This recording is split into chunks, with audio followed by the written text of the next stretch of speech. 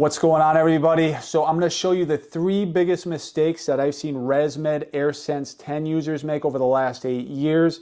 It happened regularly throughout those years, and I guarantee you we're going to see the same exact mistakes on the ResMed AirSense 11. I'm going to show you what those mistakes are so you can get the most out of your therapy and you can prevent those mistakes from happening. If you haven't hit subscribe, please hit subscribe below. I'm uploading a video every single day for the rest of 2023. So we're going to use the AirSense 11 since it's the newest machine on the market. And if you guys are still on an AirSense 10, the fundamentals are exactly the same, so you can just follow along as well.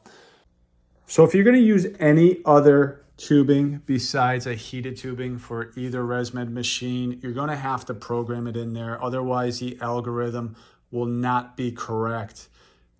ResMed devices do recognize the heated tubing on the AirSense 10 and the AirSense 11 and will automatically adjust that algorithm. But if you're going to use slimline tubing, which is 15 millimeters in diameter, or a standard tubing, which is 22 millimeters in diameter, that's going to fluctuate the algorithm, because I want you to think of this as a garden hose. The thinner it gets, or if you squeeze that hose, the higher the pressure of the water is going to come out. It's the same thing with a CPAP machine. So if you're on, let's say, a setting of 6 centimeters of water pressure, using a slimline might increase that to 8 or higher. So you definitely want the right pressure.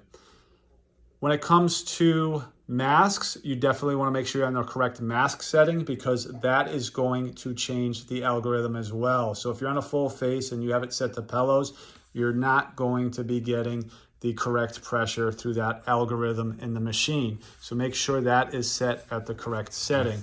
Last but not least, I can tell you that these pieces on the end have broken down so many times where they need to be replaced. And if you are on an AirSense 10, the part number is 37394 to replace that.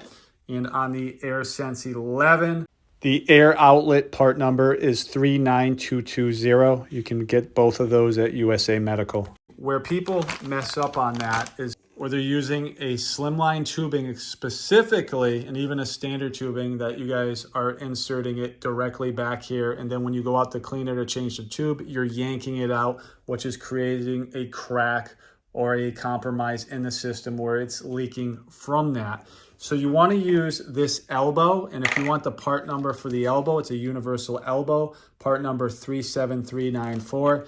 You put in the elbow, and then you put in the slimline or the standard tubing into that elbow. So when you do take out that elbow, all you have to do is turn it. It comes out very easy where you're not compromising the plastic. Those are the 3 biggest mistakes I've seen on the ResMed AirSense 10. Make sure you don't make those with the AirSense 11. Again, I thank everybody.